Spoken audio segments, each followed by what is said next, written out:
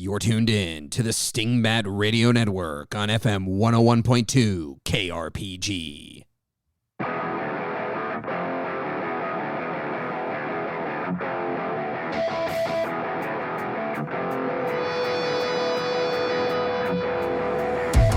Welcome to Dungeon Master Diaries, a podcast about Shadowdark and other role-playing games where two GMs talk about their recent experiences at the table or away from it, and hopefully give you something useful you can take to yours. On the show today, we discuss downtime in real life.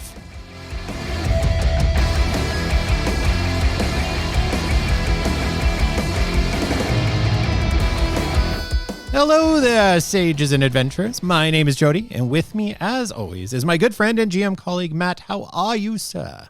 Rested, relaxed, rejuvenated, and ready.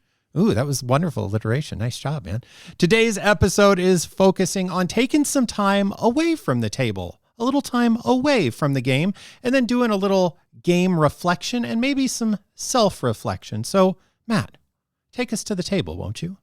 Yeah, I will, and I will just say up front that the hiatus we took sort of wraps into this storytelling segment, because around the end of last year, I think both you and I we'd been kind of reflecting on how many games we'd run, and just the amount of Shadowdark we had played, the amount of role-playing games we had played, the amount of time we'd spent talking on the show.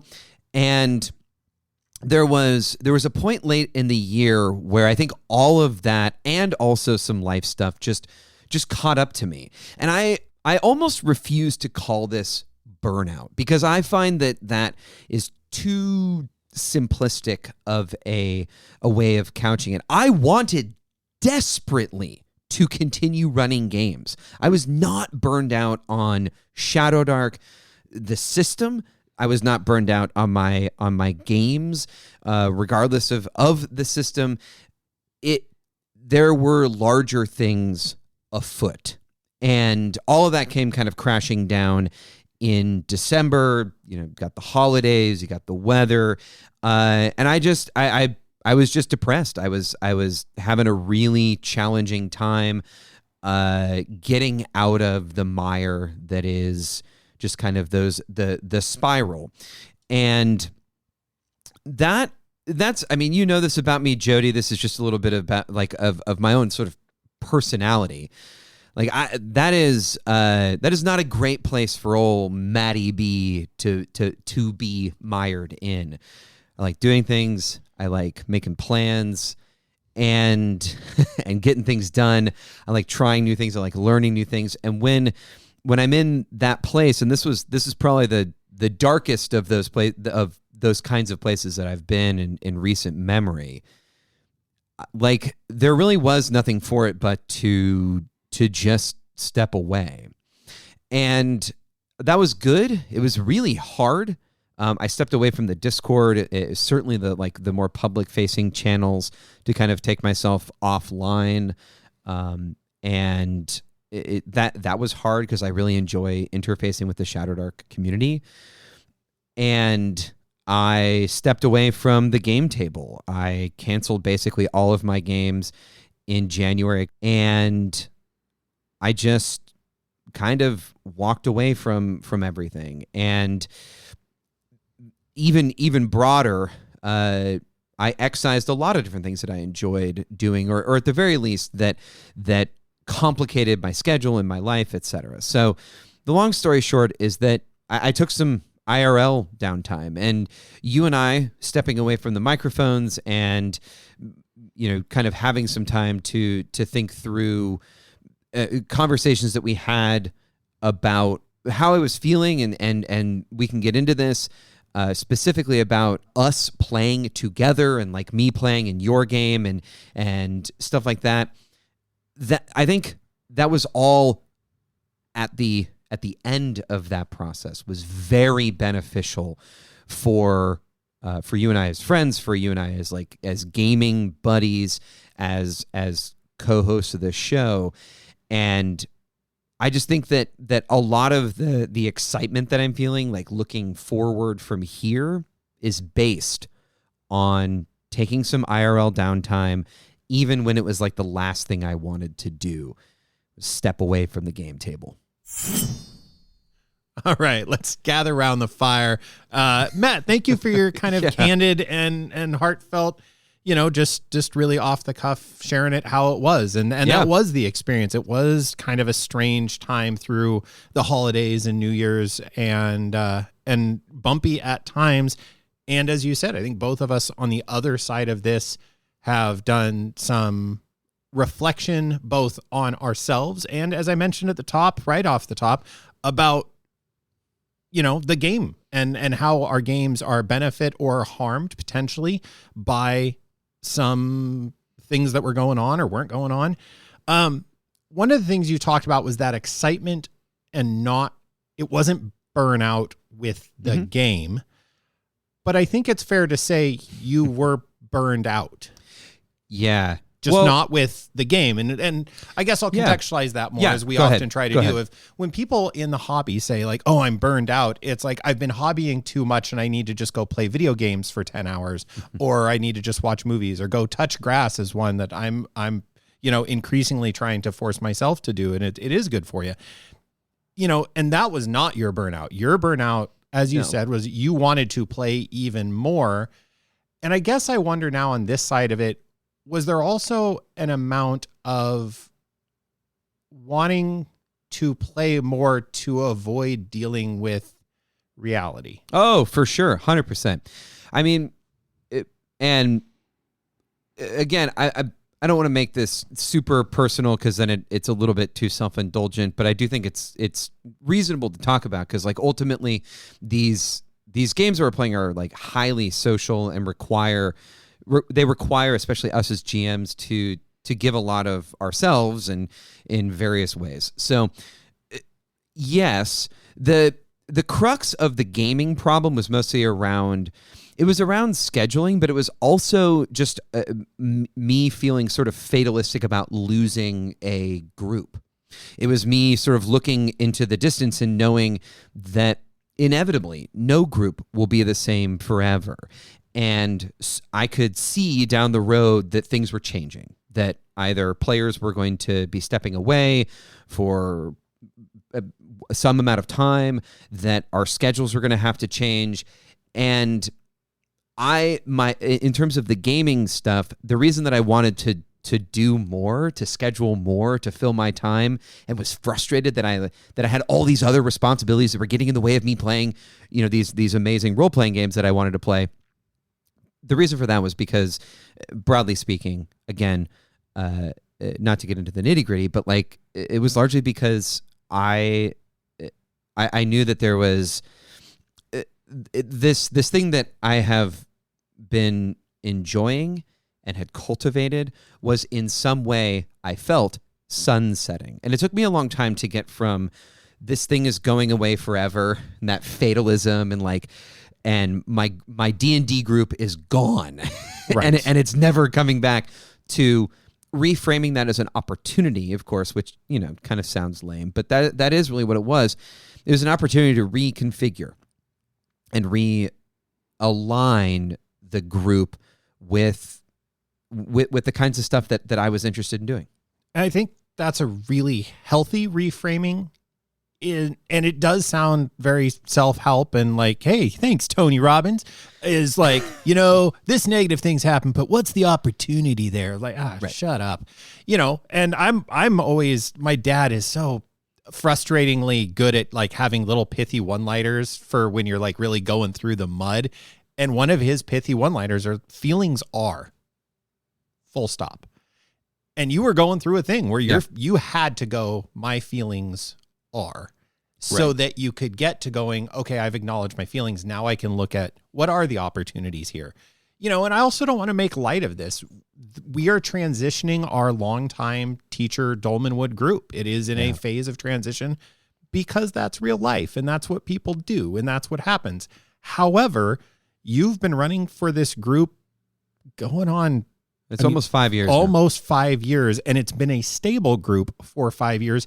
And it was your first full like RPG group. So, for 5 years, you've been going hard with this group, usually twice a month, every month at least. Yeah, no wonder that as that group was transitioning to, people are going through some life changes and just some professional / personal changes and just a lot going on. That's real lifey stuff. And so, yeah, that group's transitioning, and it's understandable that you wouldn't have looked at it and gone, oh, it's transitioning. No, like it's not going to be. It's all crumbling down, Jenny. Yeah, it's the end. It's But I want to say a couple things, because role-playing groups are ephemeral. They are, and you hear about these like aspirational campaigns that have like groups that have been playing together for 40 years, and they write like some Variety article about it or something, whatever. Like, and I think pop the hood on those groups, and there's a lot more complexity to those groups that have longevity. And one of the things, just so that this isn't all just like kind of so that there's at least like something concrete here that like I learned that I will be applying going forward. The thing that I learned through this experience is, yes, reframe this as an opportunity, but also to understand that the RPG group is just like any other group or what have you. It is a living thing, right? Like, it is not always going to be the same thing, and it cannot be all things to all people. And we have a large group. Like, there is 7 adult people in our group, and that the each additional person you adds a whole new layer of scheduling complexity, but also just life complexity. And so what I have reframed my understanding of this as is, even if we change the date, the time, the people, whatever, what we have cultivated is a culture of play that, so long as it doesn't just abruptly end, the culture of play for these Friday night, every other week games, that culture will endure in some way. And what happens next will be different, but it will be informed by what happened before it. And so that sort of like organicness is like, I love that stuff in other places in my life. Why I was so afraid of it here really was just this feeling of a cliff, right? And seeing it as a cliff was the wrong way to see it. So that's kind of how I've reframed my understanding of like the RPG group. That's this organic living thing that will inevitably change, but is informed by what comes before. And through this change that you've been going through and this evolution, that also has led to some evolution in my Saturday game, my Saltmarsh Saturdays. That had initially started off as kind of a rotating table of players. I have 5 players plus me GMing, just because the constraints of my table is a 6th per player would be relatively uncomfortable to sit. The 6 total people sit comfortably enough. And there'd been a little bit of a rotating of who can make it, and we'll just phase in and phase out, and that's no big deal, and it's been working really well. However, in this downtime IRL, you kind of also came to some decisions about playing in my Saltmarsh game, that it's a little bit uncomfortable. And then also I had some of these same feelings and concerns that you're describing of worrying about my group, and was doing some different stuff that maybe at some point we'll talk about, of my own kind of self-audit with my game, but in a very different direction, just because that game is in a much different part of its lifespan. That campaign is in a different part of its lifespan, where Dolmenwood is reaching kind of its natural conclusion. And that's the part I think I want to stress continually to you, but also just to listeners, is the Dolmenwood teacher group, as we call it, is naturally kind of just evolving. It's very organic. It's very Darwinist, perhaps. But yeah, so without making it hopefully too weird for you, no, not at all. Decided to step away from my campaign that I'm running. Yeah, and this is another sort of cause of my my kind of spiraling into this dark place was this kind of realization that, on the show, we try and maybe sometimes over intellectualize, but we try and kind of intellectualize and provide thoughtful commentary on Shadowdark and other role-playing games, right? But what comes with that is that the thing that I think we do that is somewhat unique is that we play in each other's games, and that has been true since the beginning of the show.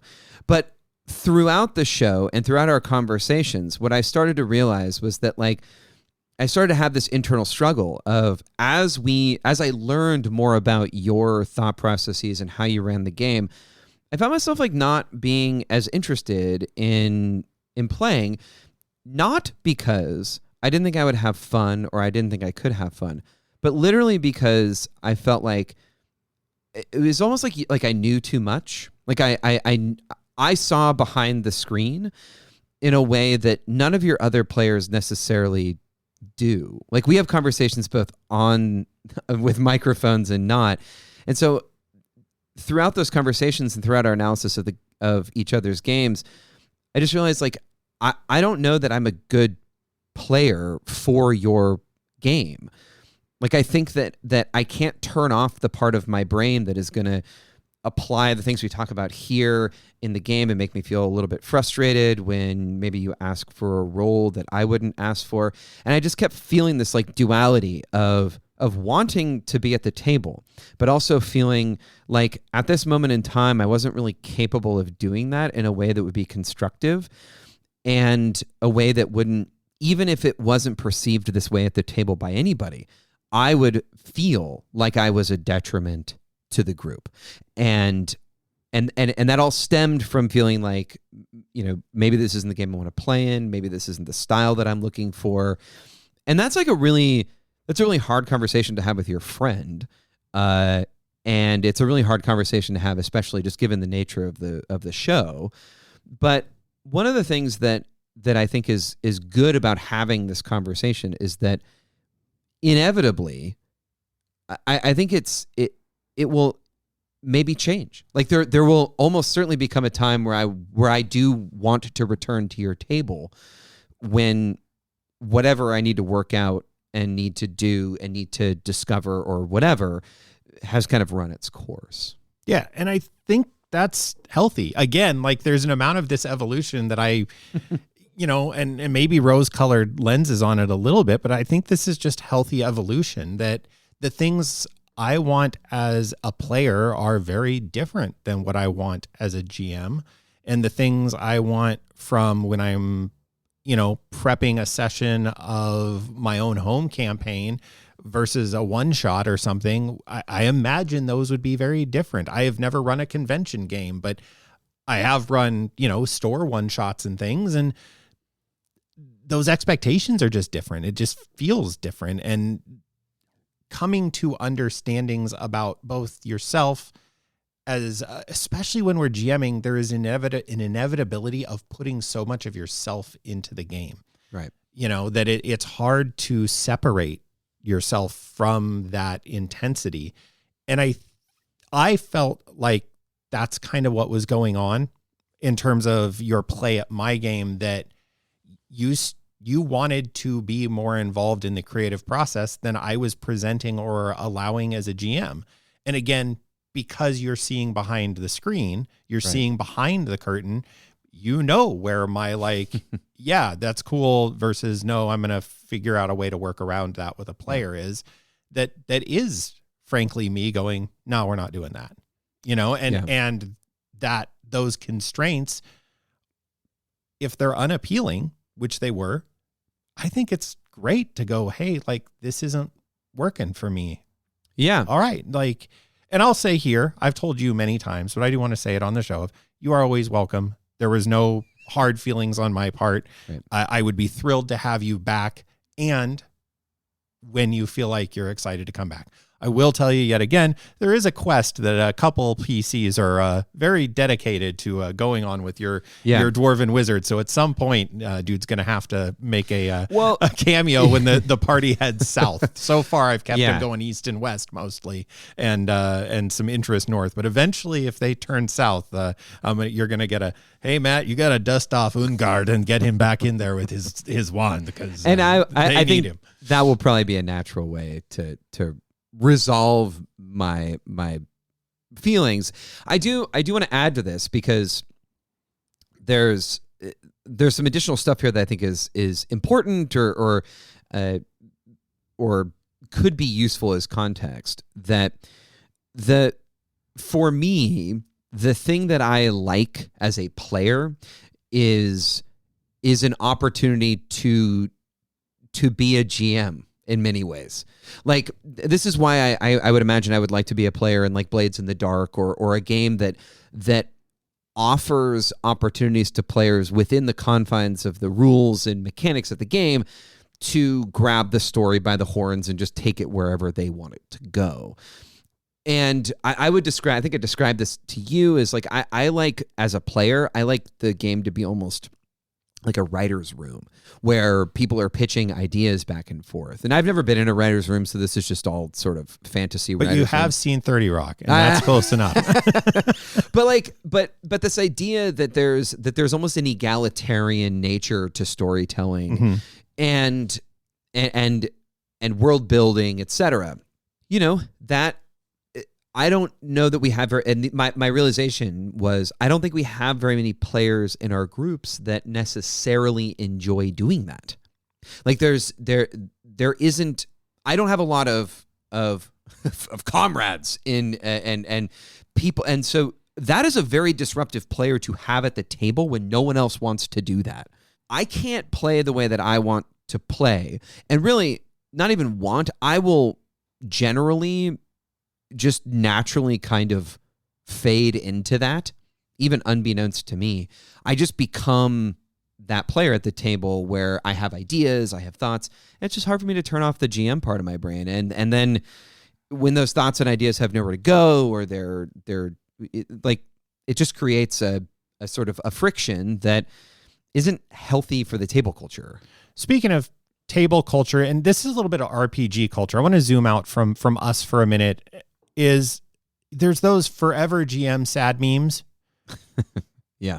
And there's always been a part of me that's like, oh, I'm the forever GM, poor me, that I don't bristle at it, but I just kind of go, meh, cute, and move on, and really don't think much about it. If you are a person who legitimately is GMing because nobody else will, and it's the only way you can play, and you bear that cross of GMing, I'm sorry, that sounds horrible, and that's not what we're talking about here. Yeah. In fact, I'm kind of curious, one, how those land for you, if it's similar, because I do enjoy GMing and I enjoy being a player. For me, they're entirely separate. Like, I'm able to compartmentalize that in maybe a way I should look into that, I don't know how many personalities are in here, Sybil. So, but what I see in this, Matt, is a positive of why I enjoy being a player at your table so much, is because you love to GM. Yeah. And what is the part of the hobby that, at least for now and in this moment, really gets your juices going is GMing. Mm-hmm. And certainly if the option is GMing or playing at my table, where I'm running you through modules. And a lot of times I've noticed the other players at the table aren't even sure when we are or aren't in and out of a module. I give myself a little pat on the back. That's a pretty slick sleight of hand trick. Right. I imagine it's pretty obvious when I grab the book from behind me, but I also, do a pretty okay job of weaving them in. And, but because of the show and because of things we talk about, you're like, oh, we are in a module, therefore we are working through the module. Halfway through the module, the dragon isn't suddenly going to become our best friend and high five us, and now we're dragon riders of Saltmarsh. That's not the direction we're going. So I just wonder, that kind of all too common meme of sad forever GM. it just falls a little flat for me because I think most people who are GMing long-term do it because they really like it. And that's what I see with you is you are a kick-ass GM and you like GMing. So GM. Yeah. I mean, I don't know. There's like could dig into a whole host of sort of my parts of my personality that would make me predisposed to enjoy it. But for the sake of time and brevity, I think what it comes down to is I think the act of GMing is, for me personally, an opportunity to provide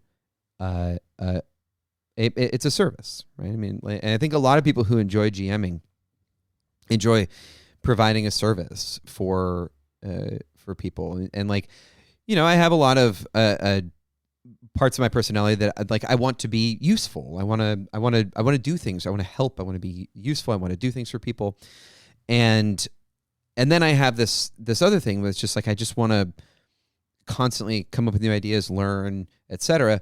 And so those things predispose me to being a pretty good GM. And I think I kind of want to dovetail this into my next sort of the project that I have now at the time of recording kind of just rolled out, which is this Discord campaign, this kind of open table Discord campaign that is largely an experiment. It's an experiment and also just something I really wanted to do.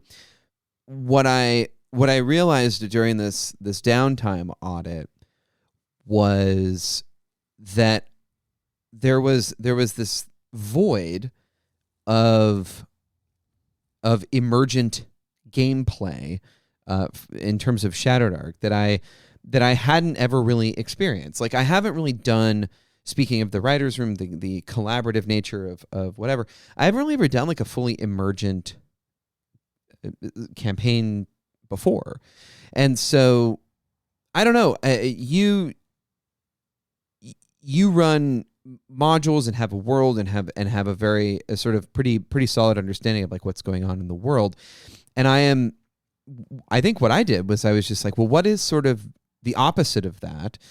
And I wonder if that can be successful. And I think that's kind of part and parcel to what I enjoy doing. That's even when I'm a player is, yeah, but what about this other thing? You know, I think sort of famously, my most annoying player moment, or one of them, was when we were tasked with finding lumber for a lumber company.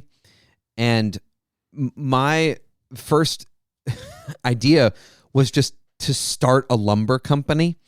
And like, I just remember thinking like, well, this sure. I mean, if all these idiots are getting attacked by monsters, what better way to start a lumber company than a bunch of people who can kill monsters? We'll just hire all these people, kill all their monsters to start our own lumber company. And that was not great, but I still think it would have been fun. It would have been if you'd had a different GM. I'll leave it at that. As I was the GM there, I could see how that game would play out. And I also am going like, I don't have any sense of how to run that game, the lumber company sim RPG classic. It's a classic genre, Jody. Yeah, the fantasy RPG lumberjack sim. Yeah. I mean, if you've seen it once, you've seen it 100 times. Sorry, that really threw me for a curve there. So what I'm hearing is you're watching kind of one campaign sunset and then transition into a slightly new group, that culture continuing, and the opportunity, as you talked about earlier, of let me see the opportunity here after I'm, and that's just my bit, is after I've acknowledged that I'm bummed out for the following reasons, and they're all valid and they're real. And once you are done being bummed out, you start going, okay, well, what's next? And so what's next is this new online, totally emergent thing. I'm going to be a little selfish and go, so meanwhile, over in my part of the world. Yeah.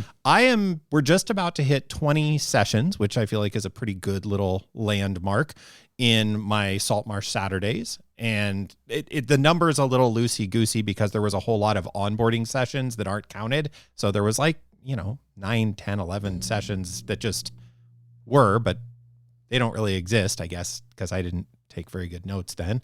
And which that's a different show for a different story. Jody learns to take notes. I do now. It's great. It helps. Pro tip from a non-pro. So my campaign is really hit its stride. It's running under its own inertia now of hey, these are when we're meeting. Let's calendar out for this many days. We're trying to hit every 2 weeks as best we can. If we can't, we look for an alternate day. We everybody's pretty regularly showing up. If they don't, we have our 3-player minimum threshold, and then we have some alternates of which you are included. And hey, is anybody interested in jumping in for a one-off for this game? For maybe a session or two if you can.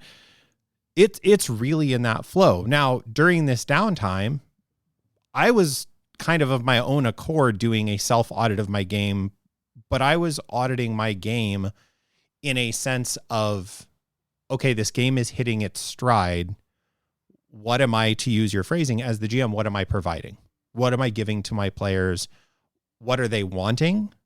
What am I giving? What am I enjoying? And I went through that and was going through that process. And then, you came in and were like, hey, I don't know that I want to play in this game anymore. And we had that, couple awkward conversations, but I think good conversations about what you were needing and what I was offering, and kind of got to the point of, I think that's the cool part about this right now is going, as a player, you were saying, here are the needs I have, and I don't feel like I'm a good fit at the table, was your phrasing. Mm-hmm. And then I could look at the things you were needing and going, you know what? I kind of agree. The things you're saying you're wanting, there isn't going to be a way with the way I'm running things that's going to really provide that experience. It's always going to be I'm trying to work in that experience you're wanting. Yeah. Not that I mind doing that.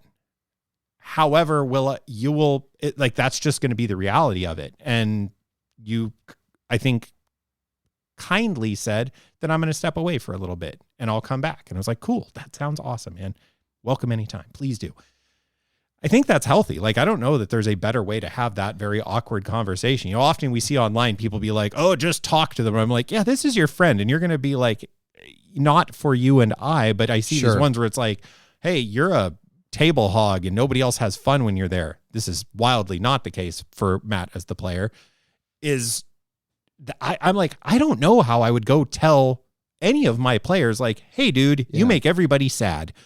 That I find that advice so frustrating, but also there's just not. I mean, I don't know if there's another answer. I don't know, and I think what's useful about this conversation also. I want to get back to a frame and yeah. So, please. But before we do that, what's useful about this conversation is here you have an example of two people who have had that conversation and are still friends and still and will still game together, and it's not the end of the world. It was challenging, and it's not we're not gonna we'll spare listeners all the details about the sort of how the conversations manifested, because it wasn't easy, and there was some awkwardness, and and it was messy, just like any of those conversations would be, but ultimately we had those conversations, and I think if and when I do come back to your table, it will be in a context that is just ultimately better. However, what I want to do is I want to frame this up, because we have 3 situations here. We have my Dolmenwood game, which is sunsetting, a campaign, a multi-year campaign that is sunsetting. We also have my game that's just starting, this online game. But I want to ask you about I wouldn't say you're in the middle, because we never know when the middle of a campaign is, but you are in the campaign has inertia behind it. There's a lot of narrative there that is bringing the players back to the table, and you have, I think we were talking about this before we started recording, you have level 3 to 5 characters. So you really are kind of approaching the quote unquote midpoint in terms of the leveling of characters. So what I wanted to ask you was,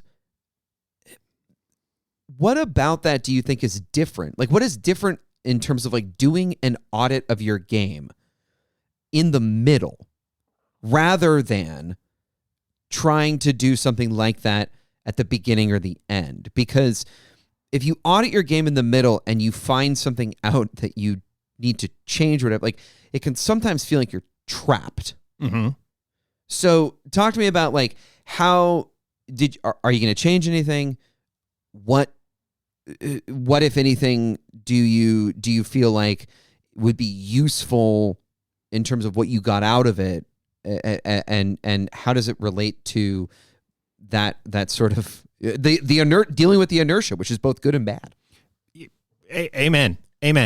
One, I realized there was more inertia than I had a handle on narratively.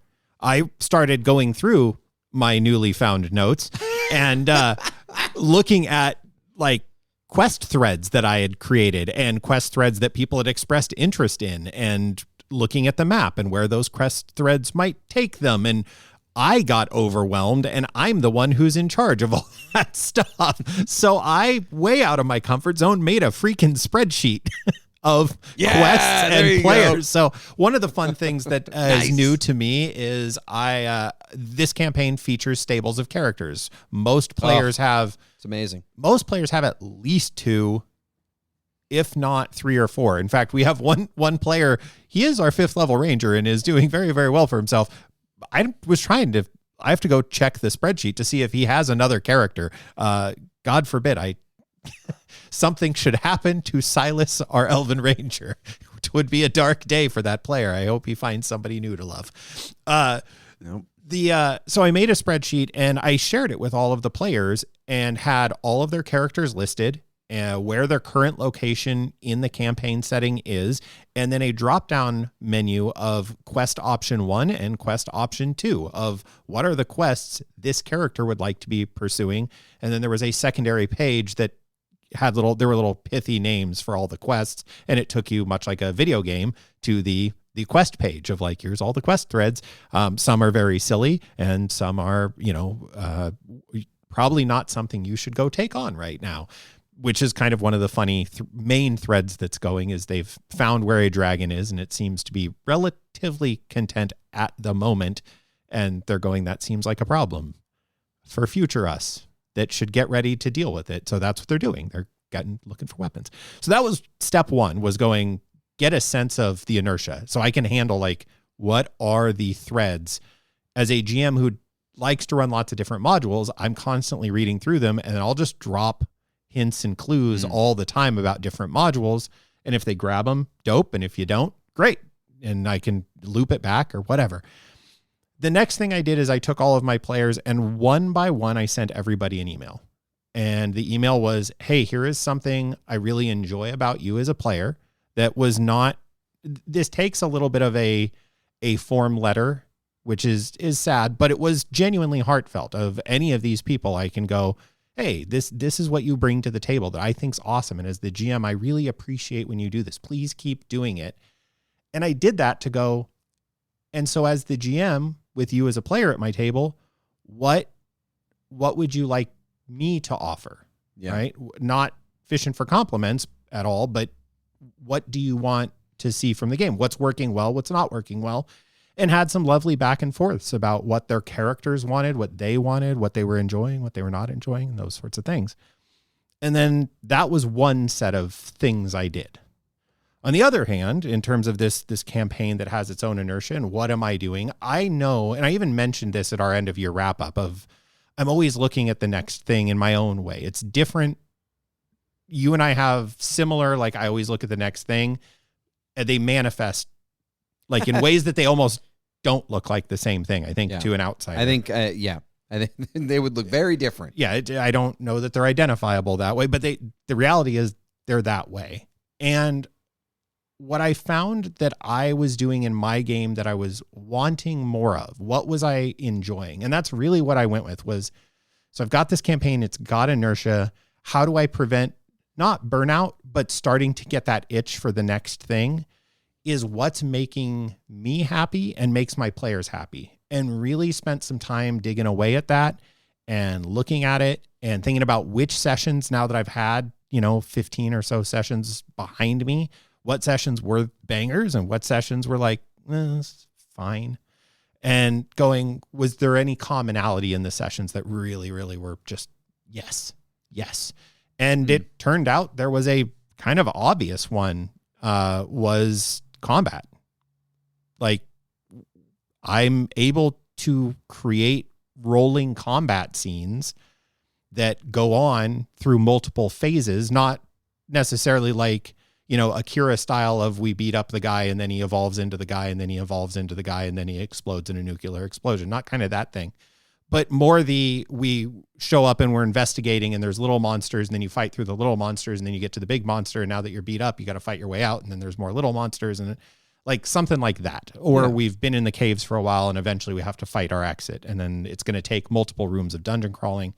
So these rolling combats are something that my players have really enjoyed. The other factor that I enjoy in that is the model craft and creating dungeons and creating models and having not one-to-one representation, but not far from it, like pushing how far can I push that within reason.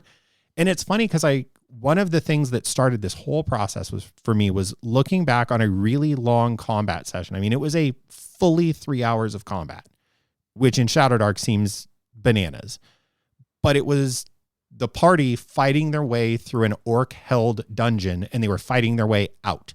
So it was this long rolling combat. And at the end of the day, the table was a mess in the best possible way. There were toys everywhere and dice and papers and timers. And I was like, metaphorically, it was like, I need a cigarette. Like, it was really happy place. And looked at that and was actually a little bit frustrated because I could have built the dungeon with tiles and I'd been drawing it on a map all day.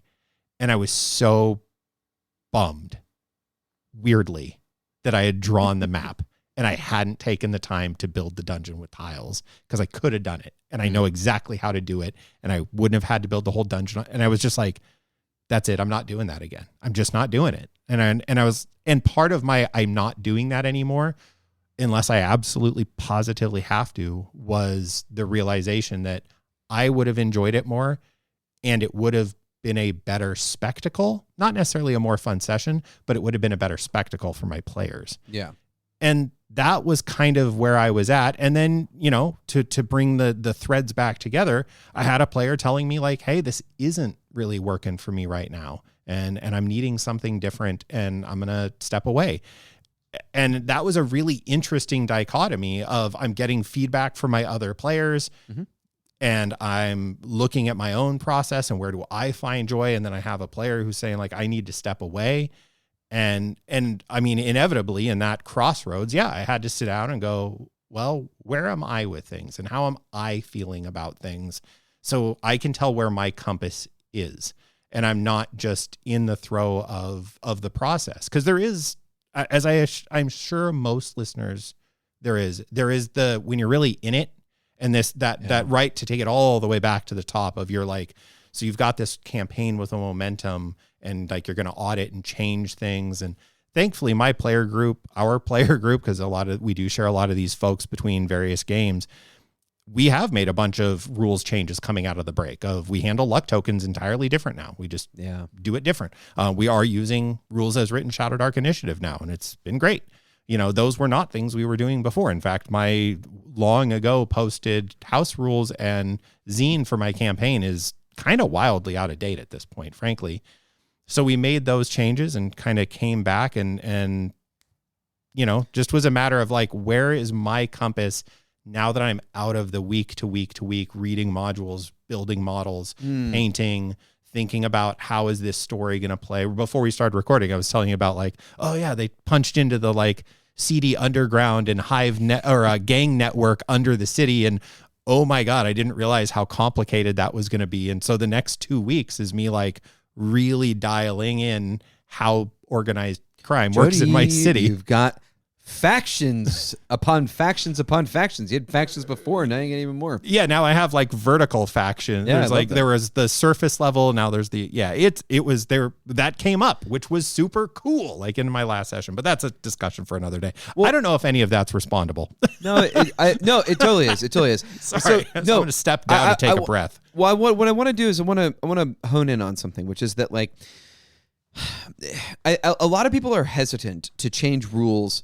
I kind of want to end with this. A lot of people are hesitant to change rules, especially house rules, mid-campaign. I think you and we are not flippant about this. Like, we don't do it session to session, and we don't do it all the time. But I also think that you and I have cultivated an understanding amongst players that if something isn't working, we will change it, and we will likely talk about it at the table before we do, or about why we are. So luck tokens is a great example. The initiative situation, I still maintain that with 6 players, Shadowdark initiative, it doesn't work for me, but that's a story for another day. But what I hear you saying, and what I think is important from this, is that a mid-campaign audit can actually allow you to check in on whether or not the rules. Our last episode was about classes and designing classes, and we kind of talked about iteration there.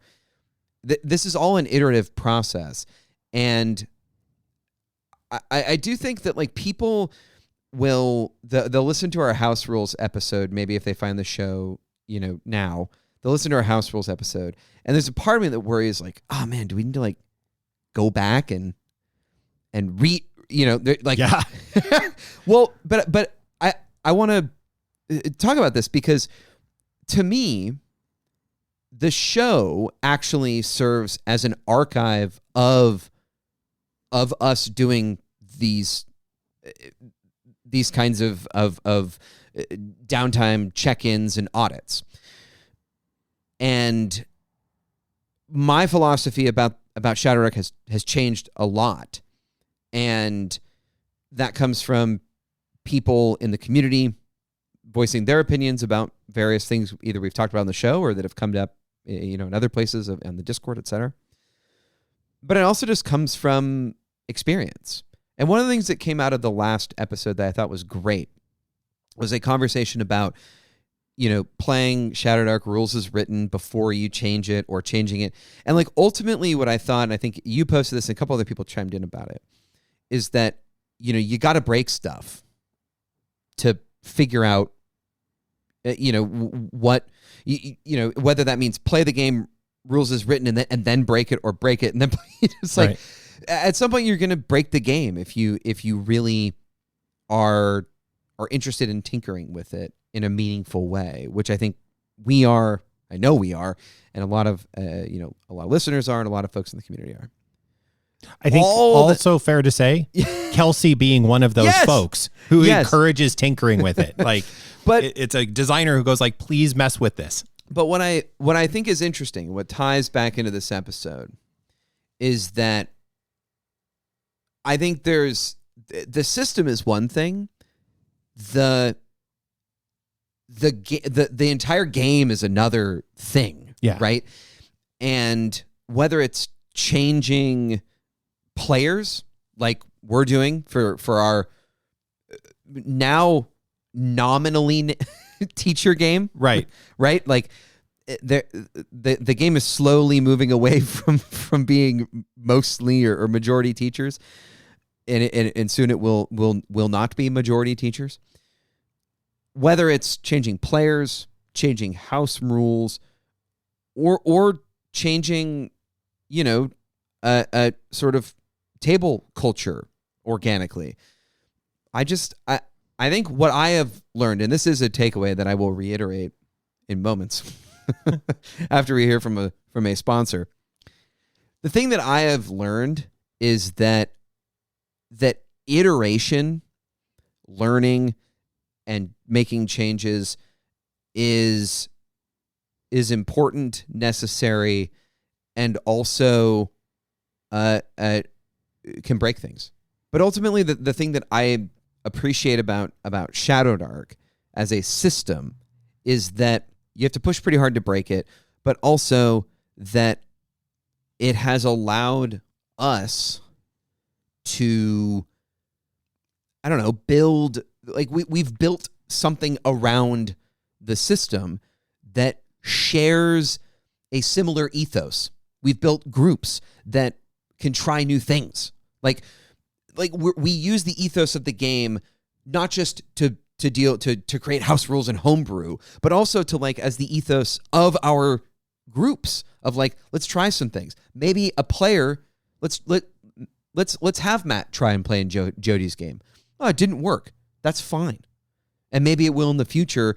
And we're just kind of all on the ride, right? And so I don't know, that was kind of going, as you were talking, that's what I was kind of knocking around in the old noggin. Right. Well, I mean, to not a takeaway, but a sum up of, we've got a campaign at its very, very beginning. You are still in the farming of ideas. Yet. Right. Well, and I mean, you're at, in a weird way, the best part when you're just farming ideas before anything is codified. Yeah.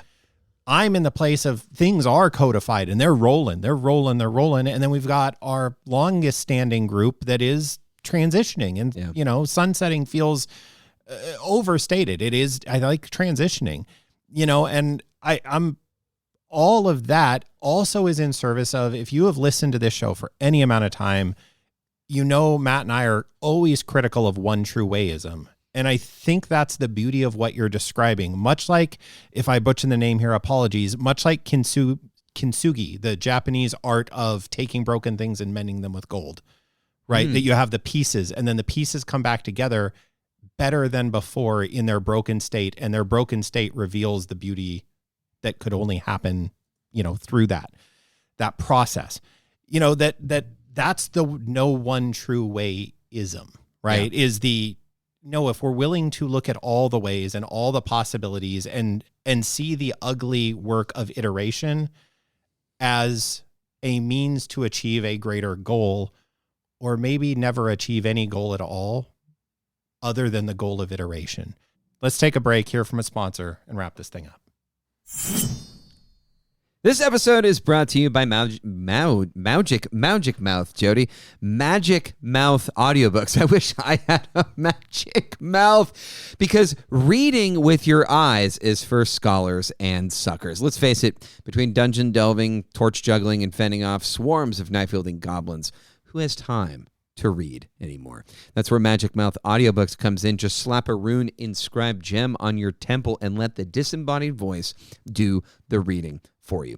The vast library of 10,000 titles, such as 50 Shades of Fae, The Necromancer's Cookbook, and To Kill a Basilisk, Magic Mouth has something for every adventurer, and now they are proud to release their new line of self-help books. Jody, we're talking about chicken soup for the adventuring soul, cozy stories for weary adventurers who have lost their faith, Charmed Persona, how to make friends and influence them to do things for you for free, forever. And best of all, Just Don't Be Sad, a book with lots of advice about how to feel happier by just not being sad. And don't worry about voice quality. Each book is read aloud by an actually magically bound mouth, guaranteed to enunciate clearly. Prefer a soothing elven whisper or a dwarven baritone, or the sultry hiss of a naga who sounds like might eat you mid-chapter? Well, we've got you covered. Sign up today using code Whispers in the Walls for a free trial and complimentary Tomes and Tentacles subscription. Just be careful. Some narrators have opinions and may try and correct your spellcasting as they read. Magic Mouth audiobooks. Feed your mind. Terrify your ears. All righty. After that wonderful message from our sponsors, let's bring this topic into the light. Matt, what is your first core takeaway from this episode? This one's quick. We kind of talked about at the end of the last segment that auditing your game is great, iterating, and then getting back to playing, and then repeat as necessary. Audit, iterate, play. Just, I think you and I would agree, focus on the playing. Get to the table, play, but can't forget to audit, Audit and iterate. Autorate. There you go. It's all one step now. There it is. And in that auditing and iterating phase, for me, who is somebody who we've talked about on the show, I tend to spiral internally into the negative. This is my default state. Really harnessing through this downtime that I took on what sparks joy, what is the thing that I see my players enjoying, and what is the thing that I'm enjoying, and where's the middle ground that we all maximize our enjoyment. Start there. And when you start spinning out, if you start spinning out, try and grab back onto that joyful thread, because dadgummit, these games are fun. All right, Jody, I'm going to be a little bit earnest here for just a moment and just say that, I have some experience sort of in my personal life, family stuff with mental health and et cetera. And we work in schools where we see lots of mental health issues come through our classrooms. And I just, I would never want to give somebody pithy advice. I poked fun at it in the ad a little bit there, but I do think that regardless of what situation folks are in, the thing that I tried to remind myself of is always that in the middle of winter, it feels like winter's never going to end, but spring always arrives. And so there are and were parts of when I was just feeling deeply, deeply, deeply unhappy and frustrated and sad and fatalistic, that felt like that cloud would never vacate. And lucky for me, I have lots of means of finding my way through, and it ended up not being a protracted and prolonged experience. But it's hard to remember sometimes that in the middle of those things that it won't be like that forever. And so with just a bit of an earnest takeaway, regardless of what it is, and whatever you want your kind of pithy thing, this too shall pass or whatever. Mine that I sort of come back to when I need those moments of kind of clarity is just this idea that, boy, when even here in lovely California, sometimes it feels like in the middle of winter that spring will never spring again, but it will. Well said. And I'm going to piggyback on that idea of talk to your friends when you're ready or when they're ready. And if you can, hold that space, both for yourself and for them. That your friendship will be better for it if it is approached with love, kindness, and compassion. And you can always kind of set your North Star with those three. And that's as pithy and earnest as I can stomach. All right. Get us out of here, Jody. Torchlight grows dim, we hope you're able to find something useful in this episode that you can take into a future game. If you have any questions or unique experiences from your table that you'd like us to discuss in a future episode, you can email us at dmdiariespod@gmail.com. You can also reach out via YouTube or Facebook, I guess, or best of all, get at us on the Dungeon Master Diaries thread on Shadow Dark's Discord channel. You can find links to those feeds, any other materials we reference in this episode's show notes over there. Until next time, may your taverns be light, and let's just stick to the light. Yeah, luckily that Google Doc is totally fixed now. Always was. Never Dungeon Master Diaries is a production of Stingbat Radio Network. Is produced by Jody Kropholler and by me, Matt Bruner. Our intro and outro music is composed by Christian Schuster, and Dungeon Master Diaries is an independent production. Is not affiliated with the Arcane Library LLC. RPG Shadow Dark RPG is a product of the Arcane Library. Copyright 2023. Boom.